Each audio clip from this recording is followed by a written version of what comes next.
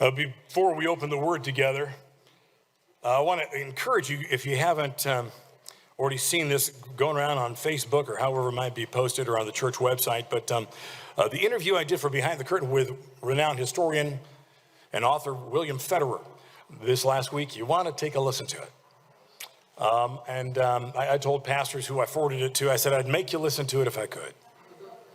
It's a long one. It's about 52 minutes. I think it's the longest episode of Behind the Curtain yet, but it's worth it, and it goes by very fast. And if you heard past episodes, and if you even know William Federer, you have any books that he has written, you understand you're listening to an extraordinary person. And you'll get his take on the riots and what's happening in our country and how history is repeating itself and how things are definitely being done on purpose. And boy, he gives some insights you're gonna want to know, and I'm sure you're gonna listen to it more than once. Sound okay? And you know how to listen to it, right? Go online, landmarkcommunity.church, click on broadcasts, click on Behind the Curtain. It'll be the first one that pops up. In fact, it's probably on the home page. Landmark Community Church on the home page.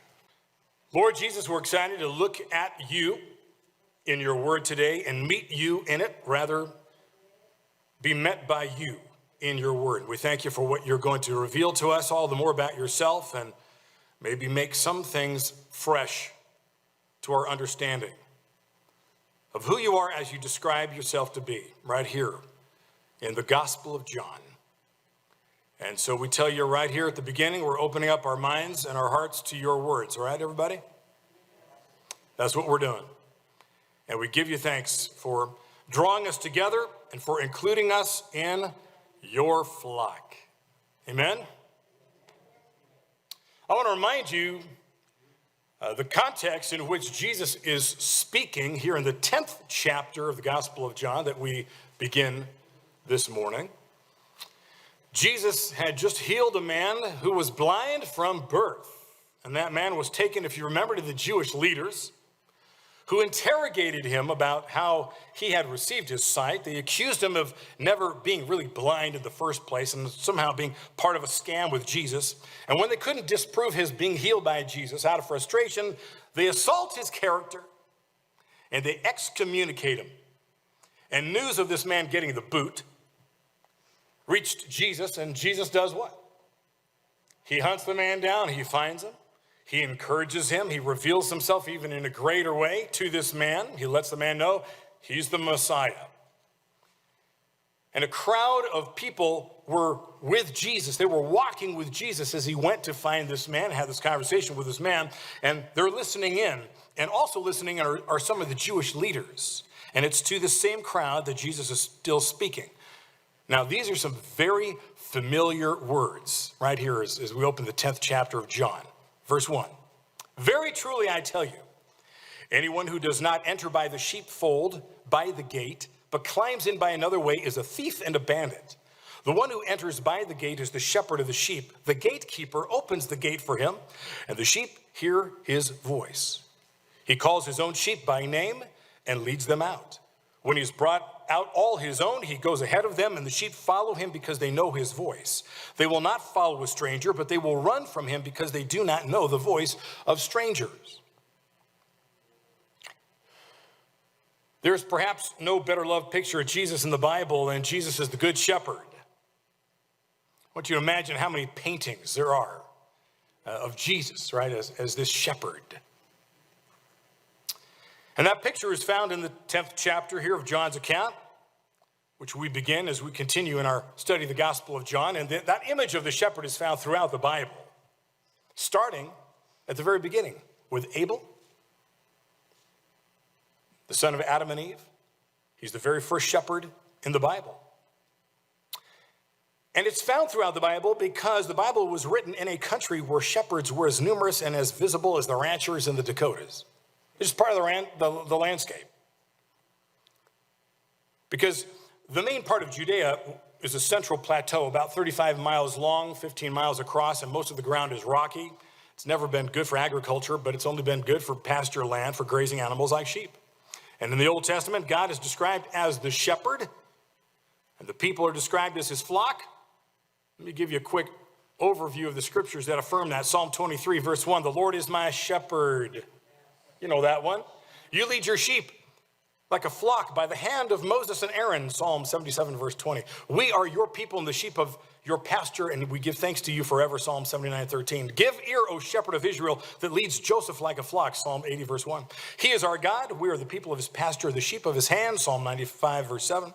And then there is the prophecies concerning the Messiah to come, back in Isaiah chapter 40, verse 11. He shall feed his flock like a shepherd. He shall gather the lambs with his arms and carry them in his chest and gently lead those who are young. And from Ezekiel chapter 34, God himself tells us that he's going to come and he's going to take over shepherding the nation, because the shepherds of Israel, the priests, were only taking care of themselves. And in the New Testament, Jesus is the shepherd that will risk his life to seek and save the lost. Those sheep that are lost, that go astray, Matthew 18, verse 20, Luke 15, verse 4. And there's the time when Matthew said that Jesus had pity on the people because he saw them as sheep without a shepherd. Jesus called his followers his little flock, Luke 12, verse 32. Jesus quoted Zechariah chapter 13, verse 7 to foretell what would happen when he was killed. That he said, when he was killed, the shepherd, you strike the shepherd, the sheep will be scattered. Peter, he calls Jesus the shepherd of the souls of men. 1 Peter chapter 2, verse 25. Jesus is called the great shepherd. Hebrews 13, verse 20. And he's called the chief shepherd. 1 Peter 5, 4. Jesus calls himself the good shepherd, as we will see a little later on in this chapter. Do you remember that Abraham, Sarah, their kids, Isaac and Rebekah, Jacob, Rachel, remember they were all shepherds? Not just the men, the women. Women were shepherds. Remember Joseph? He was a shepherd. God's leaders were referred to as shepherds in the Bible, and some actually were at the time. God recruited them into service, starting with Abraham. How about Moses? He was a shepherd. King David, he was a shepherd. Some of the prophets like Amos. In the New Testament, elders are called shepherds of the flock. 1 Peter chapter 5. Paul tells the elders of Ephesus to watch carefully over the flock which the Holy Spirit made them overseers. That's in the book of Acts chapter 20. And it is Jesus' last command to Peter that Peter would feed his sheep. Remember, if you love me, Peter, you will feed my sheep. The word pastor, that's Latin for shepherd. Now, the shepherd's life, it's an easy life. That was a very hard life. And in the Holy Lands, even to this day, you're not going to see a flock grazing without one. A shepherd is never off duty. And because of the rocky terrain, grass is sparse. A little grass over here, a little bit of grass over there. And so sheep are bound to wander off to the next tuft of grass and then to the next. And when there are 20 to 100 sheep in a flock that are all wandering for more grass to eat, each going its own way, that should bring to mind a familiar scripture to you. We are all like sheep going astray. It creates quite a problem for the shepherd. Sheep would often get lost because they wandered off. Oh, and by the way, shepherds didn't work in pairs. Shepherds work alone. And Israel's shepherds, they've never used sheepdogs. That was the idea of the British.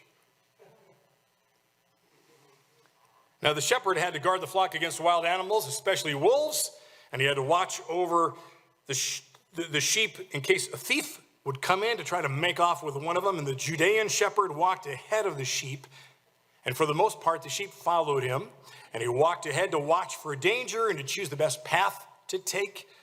And being taller than the sheep, he'd be the first to see water or grass off in the distance.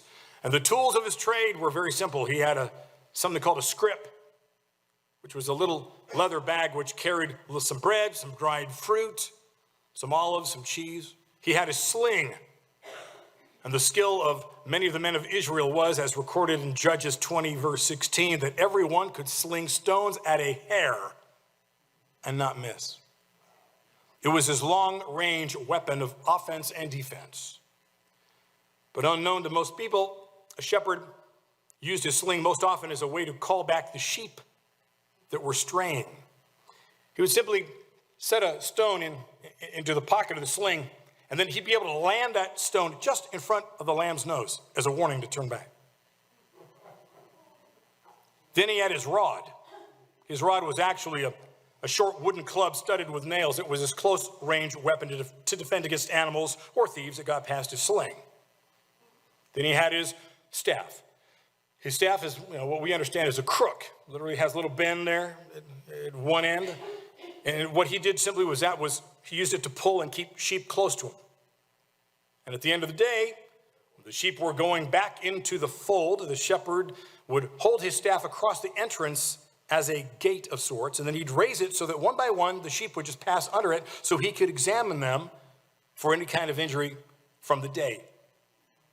That's what's being referred to in Ezekiel chapter 20, verse 37, when God said, I will make you pass under my staff and will bring you within the bond of the covenant in the fold. And in Leviticus chapter 27, verse 32, all tithes of herd and flock, every 10th one that passes under the shepherd's staff shall be called holy to the Lord.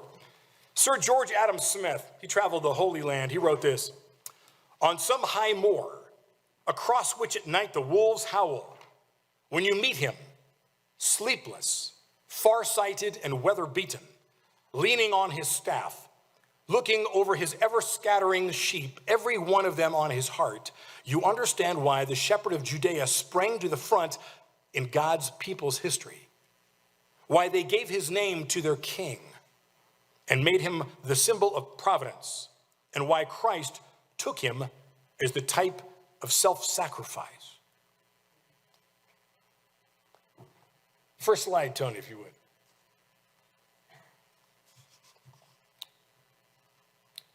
The Middle Eastern sheepfold, do we have it? There it is. I see it on that one. There it is. That's what it looked like. Usually a stone wall, perhaps even 10 feet high. And it had one opening that served as the door. And all the shepherds in the village would bring their flocks into the same sheepfold as night was falling.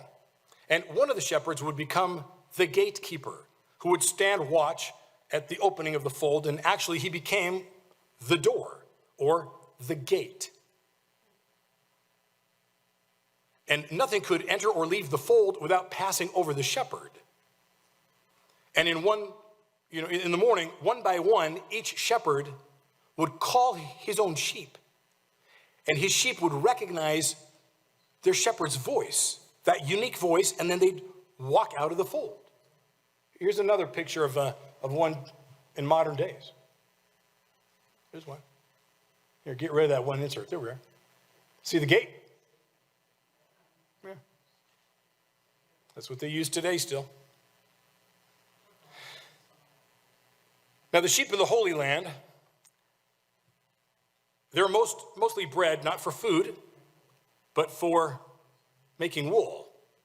And because of that, the sheep are often with their shepherds for many years. And they have names that the shepherd calls them by. And Holy Land sheep are unlike all other sheep because of how they recognize and they respond to their shepherd's voice. The shepherd will call the name of a particular sheep, and out from the herd, it will walk right up to the shepherd. Author W.M. Thompson, he wrote this. The shepherd calls sharply from time to time to remind them of his presence.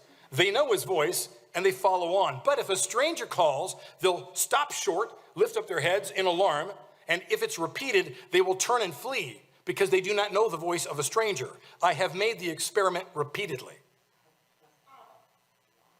And because of this, the shepherd's voice is actually his best tool for shepherding his flock. It's the best tool that parents use for their kids. It's your voice. Your words of guidance, encouragement, correction, love, teaching God's truth, that is your main instrument of shepherding. And when Jesus told Peter to feed his sheep, what was Jesus referring to? It was for Peter to use his voice to keep shepherding and feeding spiritually this band of followers that had become Jesus' sheep up to that time. And in the same way, so was a pastor's voice his best tool to feed them most efficiently and effectively that he can. Let's read those first 5 verses again. Let's see if they even make now more sense. Very truly, I tell you, anyone who does not enter by the sheepfold, by the gate, but climbs in another way, kind of hops the fence, is a thief and a bandit. The one who enters by the gate is the shepherd of the sheep. The gatekeeper, the shepherd, opens the gate for him, and the sheep hear his voice. He calls out his own sheep by name, and he leads them out. When he has brought out all his own sheep, because there are other flocks that share the fold at night, when he's brought out his own, he goes ahead of them, and the sheep follow him because they know his voice. They will not follow a stranger, but they will run from him because they do not know the voice of strangers. Does that make now more sense? So he was simply telling people what they already know. He goes, you know how this goes. Okay, sheep do this, is how they respond around here, because that's the relationship that our shepherds around here have with their sheep. And perhaps the 23rd Psalm comes to life a little more for you now. The Lord is my shepherd, I shall not want. Means, all my needs are taken care of. He makes me lie down in green pastures. He leads me beside still waters. He restores my soul. Actually, in Hebrew, he restores my life. He leads me in paths of righteousness. Literally, he leads me on the right paths. For his name's sake, meaning he's got a reputation he wants to keep.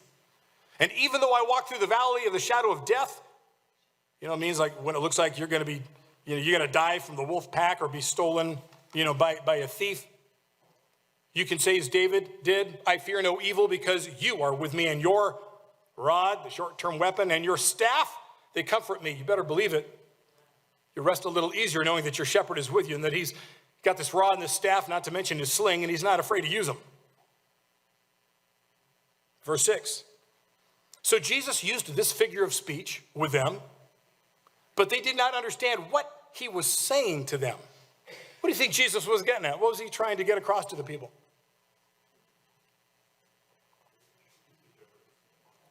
What, Brian?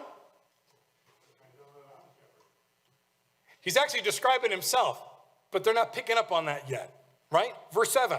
So again, Jesus told them, he's going to get more specific now. Very truly, I tell you, I am the gate for the sheep.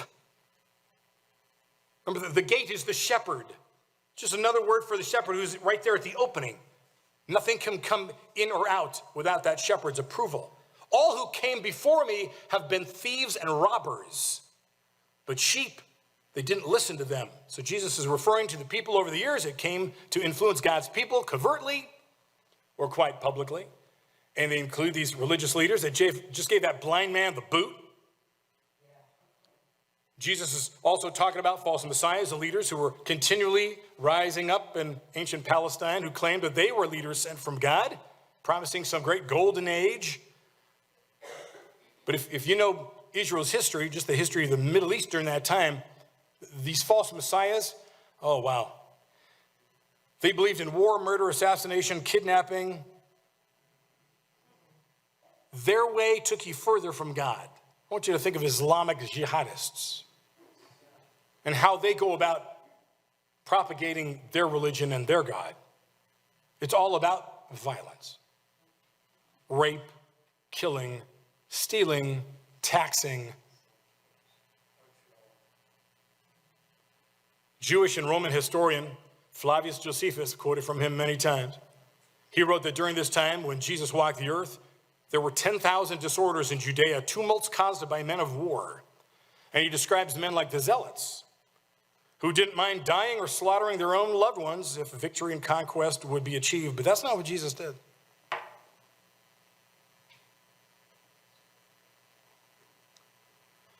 The sheep that did not listen to them, as Jesus just said, were the people like this man who Jesus just healed, who chose truth over the false teachings of the religious leaders. Verse 9, again he says this, I am the gate.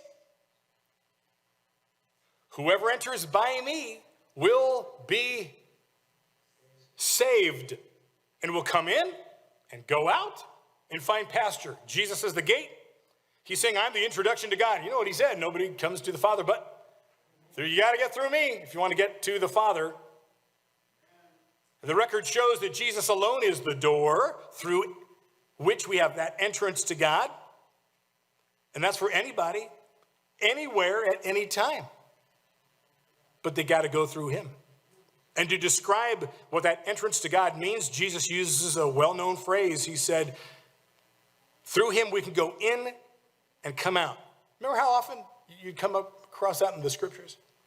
God talked about having safety as you go in and go out. That was a well-known phrase. It meant that there was peace and safety in the land. To be able to come out and come in, go out. That was the Jewish way of describing a life that was absolutely secure and safe. When a person can go in and out without fear, it means that a person's country is at peace. It meant that the forces of law and order are at work, unlike in Seattle or Minneapolis. And who knows what the next Chaz is going to be, right? The Capitol Hill Autonomous Zone. I mean, listen.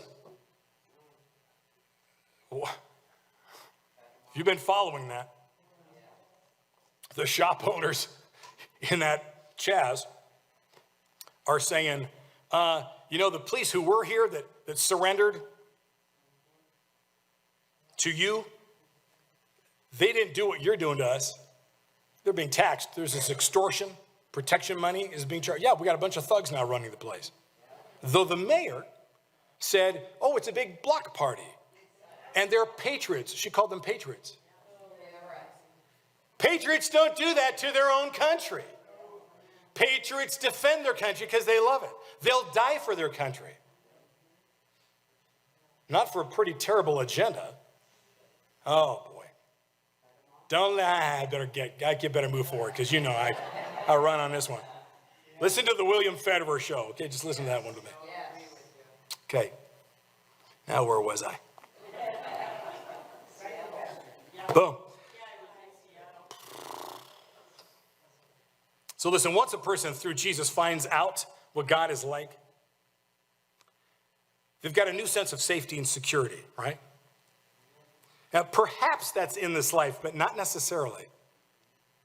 Because he even said, you follow me, it may get worse for you. Chances are it will get worse, especially back in that day. And he said, they're going to hate you in all nations on account of my name. They still do, right? Okay. So why does he say that? This whoever enters by me will be saved and will come in and out and go to find pasture. I think it's primarily about the life to come. Because we forget that this life is a blink of an eye. We tend to think this is just, we're just focused on this and we think this is it. No. When we've been there, 10,000 years. Bright shining like the sun, right? We got no less days to sing God's praise than when we first began. How about 1,000,000 years? How about when we've been there 1,000,000,000,000 years? I mean, eternity, are we even remember Earth? How many of you remember when you were 3 years old? When you're in heaven for 10,000 years, what are you going to remember about this place? Not much. Hopefully nothing, some people there, right? Yeah, there's a lot of Christians around the world who say, I'd sure like to not remember anything about this place. Except that the good shepherd carried me and led me and walked with me till I breathed my last, right? Listen, fears of being stolen by the spiritual thief are gone for the Christian. I want you to consider that one of the fears that plagued us most as children was the fear of being taken. Do you remember that? There's a fear of being kidnapped. It's a big fear that parents have about their kids. Children want to know that, the windows of the house are shut, the front door is locked, and that mommy and daddy stay up a little longer before going to bed themselves. All right? And listen, adults, folks, our homes, we got locks, we got alarms, we got security measures. Is that actually to keep our stuff from being stolen, or is that to keep us from being stolen? Keep our family from being stolen. The gun under your bed? How many of you have a gun under your bed? How many have a shotgun and an AR-15 under your bed? And a Bear 50 cal? We'll edit that in case people freak out. No. So Jesus is telling this crowd and is telling you that if you enter through him and you get into that sheepfold, that he is the gate of it, number one. And you're going to be saved, or also translated, you're going to be kept safe. Safe from what? The thieves and the bandits. So Jesus, he's the gate, the door out of their present sheepfold, in this case, the religious system of the Jewish leaders, that did anything but bring people closer to God. It just instilled fear. And they're on that religious treadmill. How many of us are on it?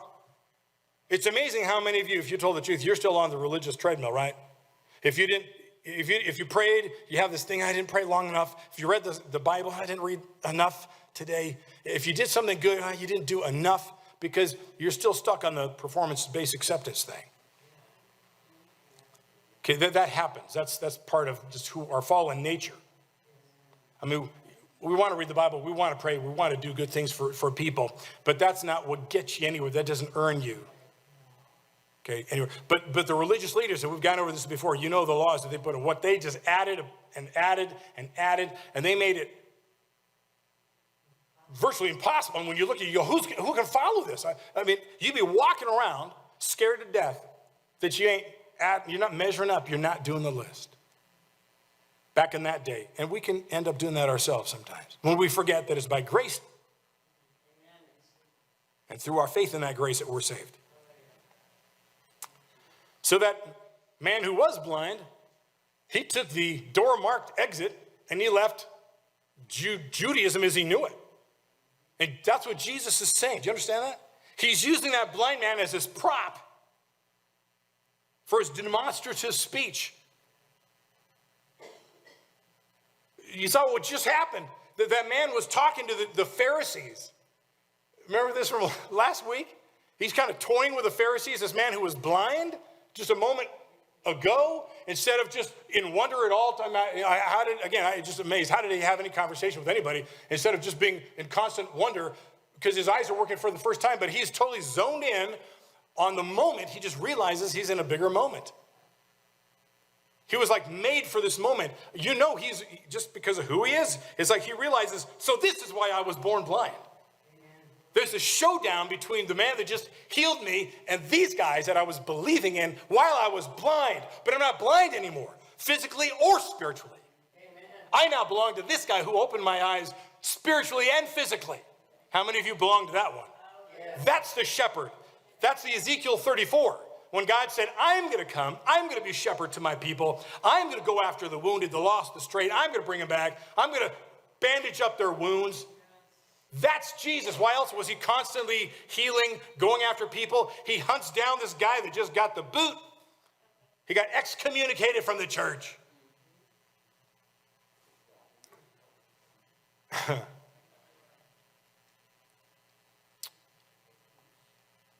I want you to notice that a sheep don't only go in to find safety, but they go out through him, Jesus says, to find pasture.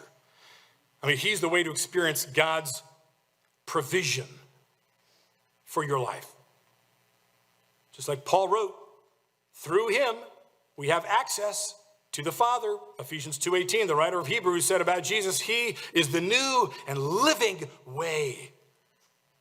Chapter 10, verse 20. Jesus said, I am the way.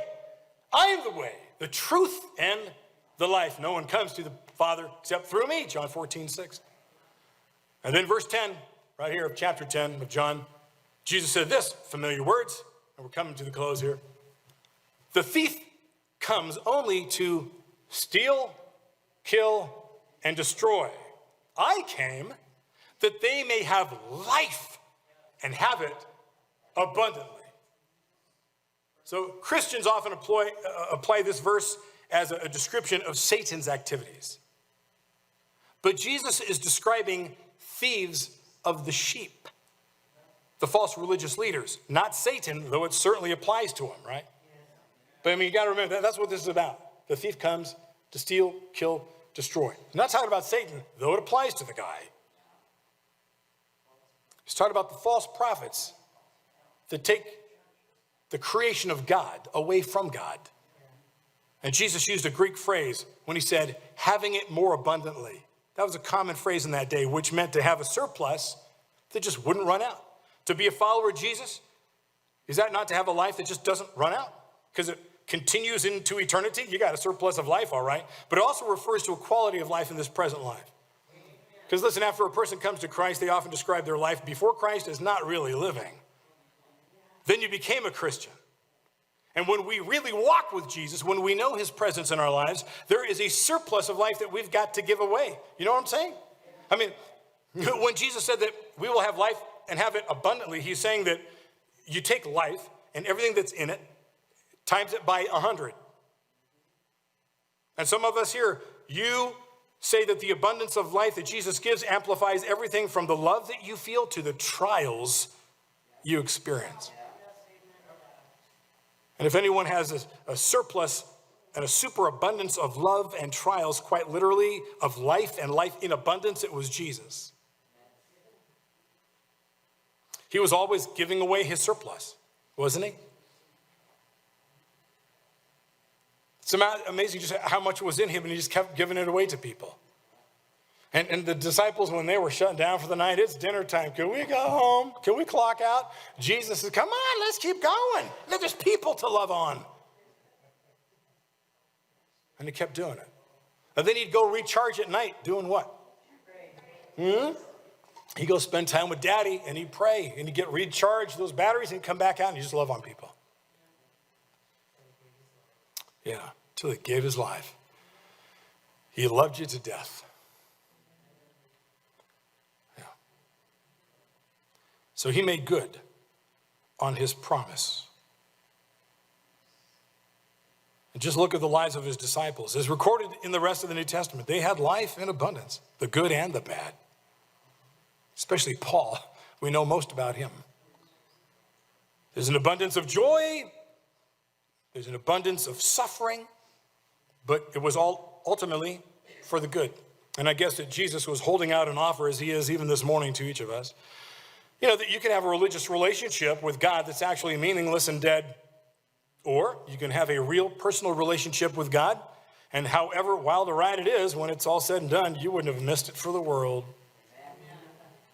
How many of you would like to just, start again and trade your Christian life for the non-Christian life you had? How many? Come on, tell the truth. Not a chance. Why would you go back, right? Not a chance. Oh my gosh. Why would you want that? And let that drive you to share with those yet to know him. Oh, because don't you want them to taste this?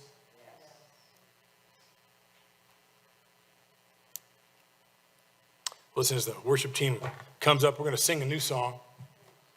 Usually not something you do at the end of a service, but we're going to do a new song anyway. And I think it kind of speaks to what we've been going over today. But would you spend a moment with your shepherd right now? And maybe he'll talk to you about how you're doing as a sheep. Maybe he's been having to use that sling and set a stone in front of your nose to bring you back. You just like, you might feel that staff around your neck drawing you a little tighter to his hip. Maybe he's just done that this morning to you. But thank him for it. Would you thank him for being your shepherd, and a real good one at that? Thank him for saving you, keeping you safe. Oh yeah, just like he said. Those who come into his fold will find safety. They'll be saved. You'll be saved, number one, from yourself. Right? Thank him. And then literally listen for his voice, in case he's got some specifics to you, because, as we talked about, the sheep know his voice. He knows you by name. Is he calling your name? Does he have something specific to say to you?